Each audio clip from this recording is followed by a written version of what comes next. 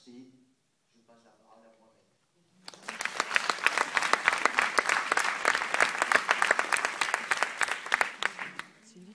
Bonjour, je m'appelle Mohamed Touma, j'ai 60 ans et le père de 3 filles divorcées.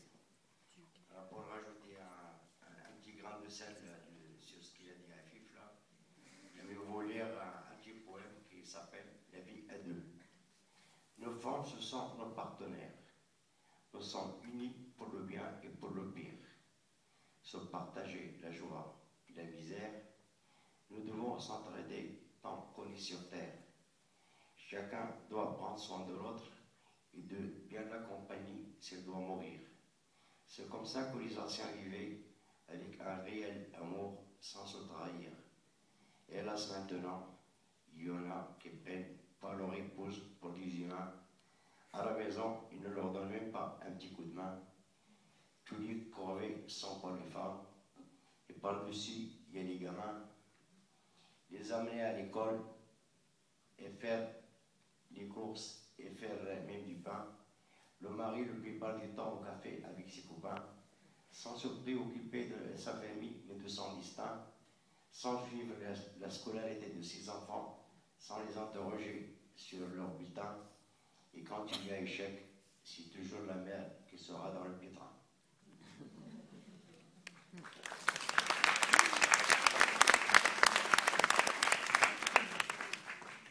Et pour continuer là, le texte, là, je vais vous lire le texte sur les pères et la séparation.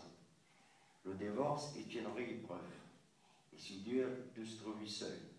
On se demande que l'on va faire ici tout seul. C'est très dur de rester père quand les enfants grandissent, surtout après un divorce. L'espoir, c'est qu'il y a des petits-enfants. J'ai préféré rester seul après ma séparation pour que les filles ne s'éloignent pas. Moi aussi, j'ai la garde des enfants. Je veux qu'ils soient bien dans leur peau. Je ferai ma vie après. C'est un mal de se trouver seul ainsi. Je suis dans l'attente d'un lien familial, que les enfants reviennent vers moi et vers leur famille, vers leurs ancêtres. J'ai peur de perdre mes filles. Si j'avais une télécommande, je les marierais pour qu'ils aient des enfants et qu'ils se rapprochent de moi. Je me demande parfois si on n'a pas fait des enfants pour les autres, on les a fait pour nous, et en tout cas en Europe. Et je donne la parole à M. Edman.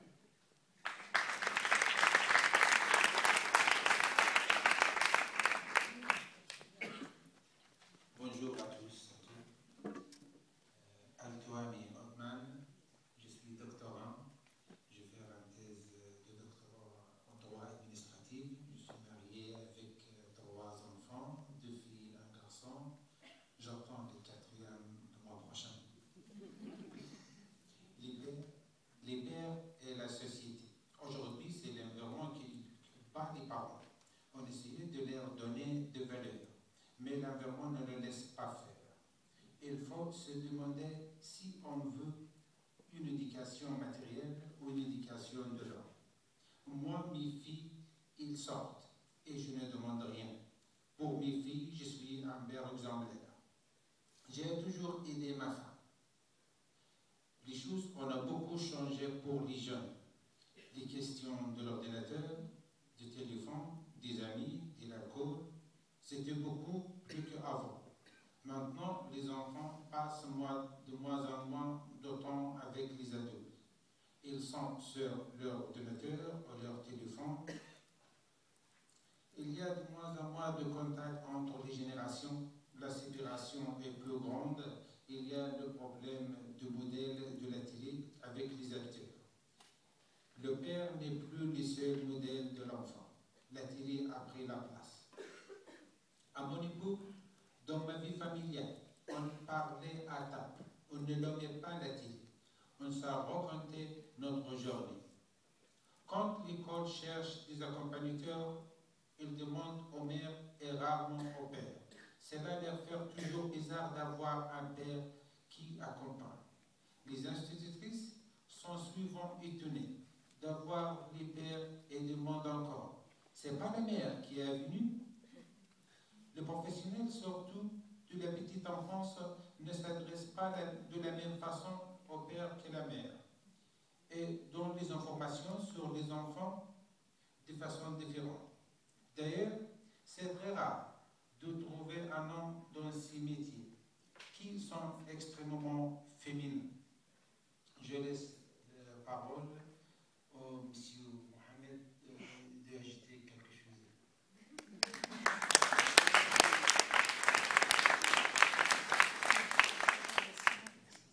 Alors, pour conclure, là, je vais vous lire un autre texte qui s'appelle L'éducation d'autrefois. Si nos regrets des pères étaient un peu durs, c'est pour qu'ils nous transmettent leur savoir-faire. C'est si facile maintenant, à l'époque, ce n'était pas une mince affaire. Pour nous assurer tout ce qui nous en était nécessaire. Habillement, nourriture et fourniture scolaire. Toujours ceci était que nous ayons un bon avenir. Ils étaient à la fois nos psychologues et nos managers. Avec beaucoup de sacrifices pour nous construire, il fallait vraiment de la patience et du caractère. Maintenant que je suis grand et bien mûr, j'en suis fier et reconnaissant d'avoir hérité de leur manière.